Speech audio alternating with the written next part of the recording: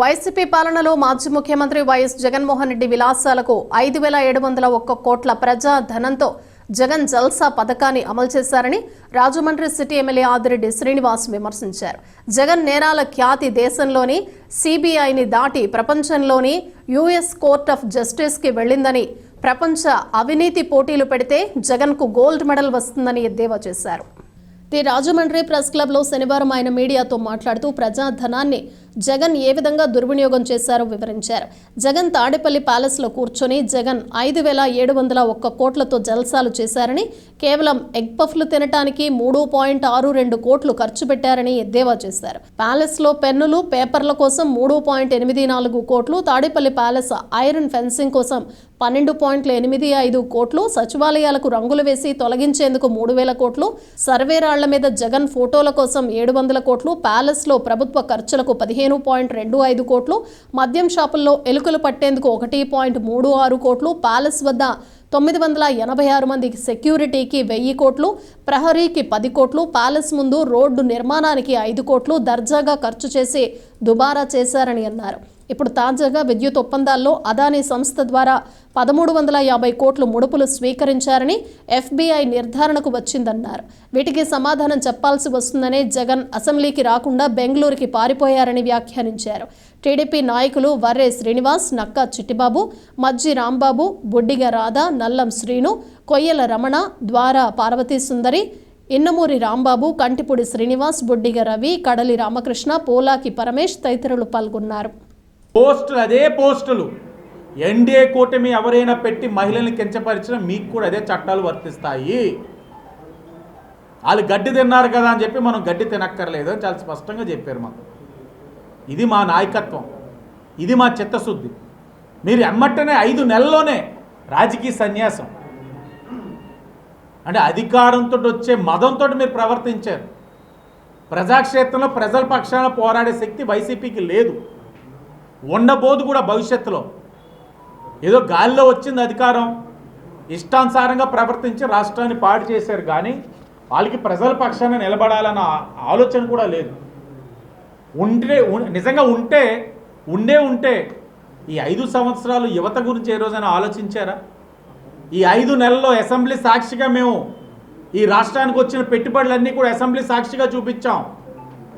ఎన్ని వేల కోట్లు వచ్చినాయి, ఎన్ని వేల ఉద్యోగాలు ఇస్తా ఉన్నాం అన్నది 5 నెలల్లో మేము సాధించిన ఘనత అంతా కూడా తెలియచేసాం.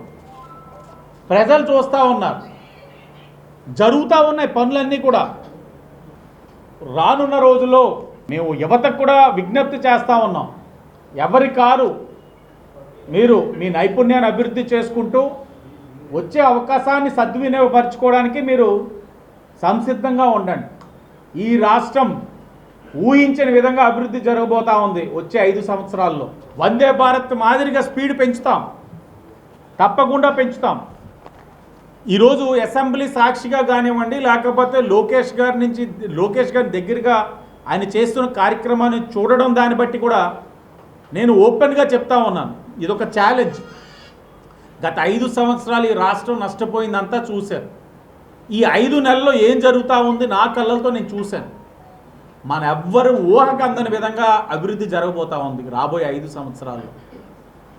ఈ రాష్ట్రాన్ని విడిచి వెళ్ళిన వారందరికీ కూడా ఈ రాష్ట్రం వైపు చూసే పరిస్థితులు దగ్గరలో రాబోతూ ఉన్నాయి. వాళ్ళందరూ కూడా ఇక్కడికి వచ్చి ఈ అభివృద్ధిలోని భాగస్వాములు అయ్యే పరిస్థితులు అది దగ్గరలో ఉన్నాయి. ఇది నా ఒక్కడి విశ్వాసం కాదు, ఓపెన్ ఛాలెంజ్ చెప్తా ఉన్నాను వైసీపీ వాళ్ళని. భవిష్యత్తులో మీరు చూసిన తర్వాత జరగని పరిస్థితులు ఎప్పుడైనా ఉంటే నన్ను ప్రశ్నించండి. పేపర్ మిల్లు మీద కూడా ఏదైతే అగ్రిమెంట్ అవ్వక కార్మికులు ఇబ్బంది పడుతూ ఉన్నారో ఆ అంశాన్ని కూడా గౌరవ ముఖ్యమంత్రి గారి దృష్టికి తీసుకెళ్ళడం జరిగింది. వైసీపీ ఉన్నప్పుడు ఎందుకు అగ్రిమెంట్ అవ్వలేదనంటే సూట్ కేసులు వచ్చినాయి, వైసీపీ ప్రజాప్రతినిధులకి మేనేజ్మెంట్కి ఒత్తాసు పలికారు. ఏ కలెక్టర్ గారు, ప్రజాప్రతినిధులు, లేకపోతే లేబర్ డిపార్ట్మెంట్ పరిధి దాటిపోయింది. ప్రభుత్వమే చొరవ తీసుకునే పరిస్థితి కనబడతా ఉంది. అది గౌరవ ముఖ్యమంత్రి గారి దృష్టికి కూడా తీసుకెళ్ళాం, దానిపైన కూడా చర్యలు ఉంటాయి. బ్లేడ్ బ్యాచ్, గంజాయి బ్యాచ్ గురించి ఏదైతే ఈ నగరం పట్టి పీడుస్తున్న సమస్య తగ్గుతూ ఉన్నా శాశ్వత పరిష్కారం రావాలి. 2027లో పుష్కరాలు వస్తూ ఉన్నాయి. 10 కోట్ల ప్రజానికాన్ని ఇక్కడ వస్తూ ఉన్నప్పుడు ఇక్కడ శాంతి భద్రతల పైన చాలా క్లారిటీగా ఉండాలి. ఆ పరిస్థితులు కూడా అక్కడ డిస్కస్ చేయడం జరిగింది. టూరిజం మీద కూడా మాట్లాడడం జరిగింది. రాజమహేంద్రవరంకి అవసరమైన ప్రతి అంశం పైన డిస్కస్ చేసాం. అసెంబ్లీకి రాకపోతే రాజీనామా చేయమని చెప్పి కాంగ్రెస్ అధ్యక్షురాలు అలాగే మన వైఎస్ఆర్ కాంగ్రెస్ పార్టీ అధ్యక్షుడు జగన్మోహన్ రెడ్డి ప్రియమైన సోదరిమణి గారు కూడా అడగడం జరిగింది. రాకపోతే రెసిగ్నేషన్ ఇచ్చేయండి. ఆవిడ అడిగిన దాంట్లో ముమ్మాటికి వాస్తవం ఉంది. ప్రజలు ఎన్నుకుంది వారి యొక్క సమస్యలను వెళ్ళి శాసనసభలో మాట్లాడతారని. కానీ ఈయన శాసనసభలో మాట్లాడడం మానేసి ఆయన మైకుల్లో మాట్లాడుకొని ఇంటి దగ్గరించి ప్రెస్ మీట్లు పెడతా ఉన్నారు. ఒకటి, ప్రతిపక్షంలోకి వచ్చిన తర్వాత రికార్డెడ్ ప్రెస్ మీట్స్ ఆగిపోయి ఇప్పుడు లైవ్ ప్రెస్ మీట్స్ పెడుతున్నారు, శుభ పరిణామం. ఇంకొకటి, ప్రజా సమస్యలపైన మాట్లాడమంటే ఆయన వ్యక్తిగత సమస్యలు బయటకు వస్తున్నాయని బెంగళూరుకి ఫ్లైట్ ఎక్కి పోతా ఉన్నారు. ఇప్పటికీ అడుగుతూ ఉన్నాం, వస్తే అసెంబ్లీకి రండి, సమాధానం చెప్పండి. అదానీ స్కామ్లో మీ పాత్ర ఉందా లేదా సమాధానం చెప్పాల్సిన అవసరం ఉంది. రాష్ట్ర ప్రజలు అందరూ చూస్తూ ఉన్నారు, దేశ ప్రజలు చూస్తూ ఉన్నారు. మాటికి అనేవారు వాళ్ళ పార్టీ ప్రజాప్రతినిధులు, మా జగనన్న నొక్కుడు చూస్తూ ఉంటే బటన్ నొక్కుడు, మిగతా రాష్ట్రాలు ఆశ్చర్యపోతున్నాయి అన్నప్పుడు రాష్ట్ర ప్రజలు అందరూ ఏమనుకున్నారంటే సంక్షేమ బటనే నొక్కుతున్నాడు అనుకున్నారు. కానీ జోబులకు నొక్కుతుంది అదేని అర్థం కాల. ఇప్పుడు అర్థం అవుతా ఉంది. వాళ్ళు కూడా కరెక్ట్గానే చెప్పారు వైసీపీ వాళ్ళు. నొక్కుడు అంటే వ్యక్తిగతంగా ఆయన నొక్కుతున్న నొక్కుడు. అది అర్థం కాలేదు, ఇప్పుడు అర్థమైంది.